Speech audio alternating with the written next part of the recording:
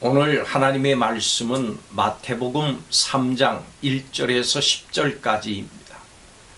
1절과 2절을 봉독하겠습니다. 그때에 세례 요한이 이르러 유대 광야에서 전파하여 말하되 회개하라 천국이 가까웠느니라 하였으니 아멘. 오늘 본문에 예수님께서 나사렛에 정착하셨을 때 광야에 세례 요한이 나타났습니다. 광야에 나타난 세례 요한은 예수님의 길을 예비하러 준비하러 온 사람이었습니다. 이 세례 요한은 이사야가 예언했던 광야에서 외치는 자였습니다. 세례 요한은 회개하라 천국이 가까웠다라고 외쳤습니다. 회개라고 하는 것이 무엇입니까? 돌이켜 하나님을 향하는 것입니다. 자동차가 길을 잘못 들어섰을 때 가던 길에서 돌이켜 바른 길로 가는 것과도 같습니다. 잘못을 그냥 인정만 하고 후회만 하는 차원이 아니라 삶 전체의 방향을 바꿔서 하나님을 향하는 것, 이것이 회개입니다. 이스라엘 백성들은 당시 약속의 땅에서 살고 있고 그곳에 성전도 있었습니다. 그렇지만 과거 애굽에서 살 때처럼 그 땅에 악이 창궐했습니다. 이스라엘은 약속의 땅에 있었지만은 사실상은 광야에 있는 것과도 같았습니다. 여러분, 천국이라고 하는 것은 하나님의 통치가 이루어지는 곳입니다. 하나님의 임재가 있는 곳입니다.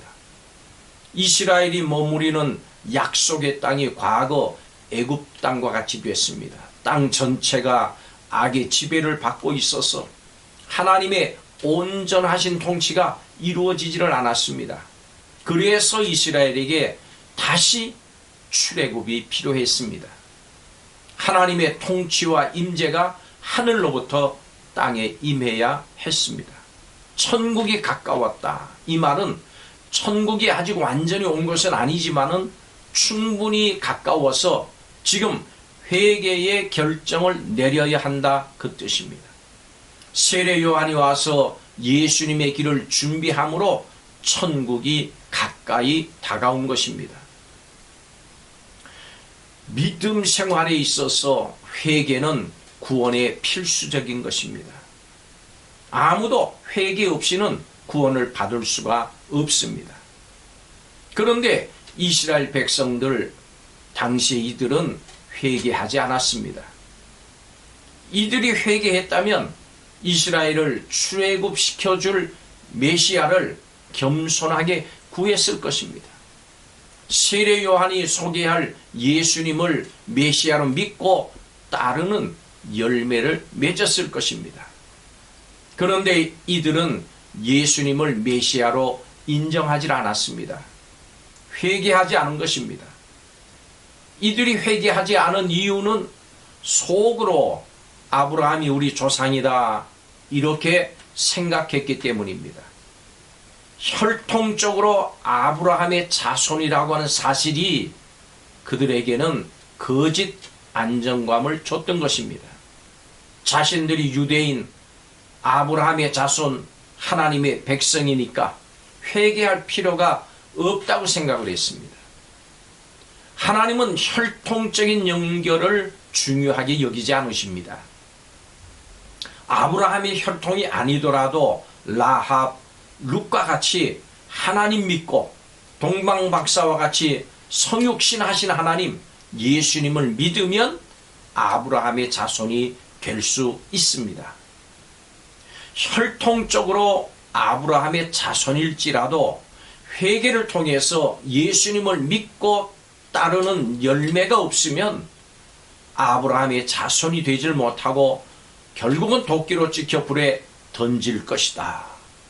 세례 요한의 말인 것입니다. 세례 요한은 이스라엘 사람들, 바리새인과 사두개인들에게 회개하고 회개에 합당한 열매를 맺으라고 외쳤습니다. 이 회개의 열매라고 하는 것은 삶의 변화를 말합니다. 바리새인과 사두개인으로 대표되는 유대인들은 교리만 따지지 율법만 따지지 신앙의 열매가 없었습니다. 교리는 잘하는데 실천이 없었습니다. 회개의 열매를 맺지 못한 것입니다.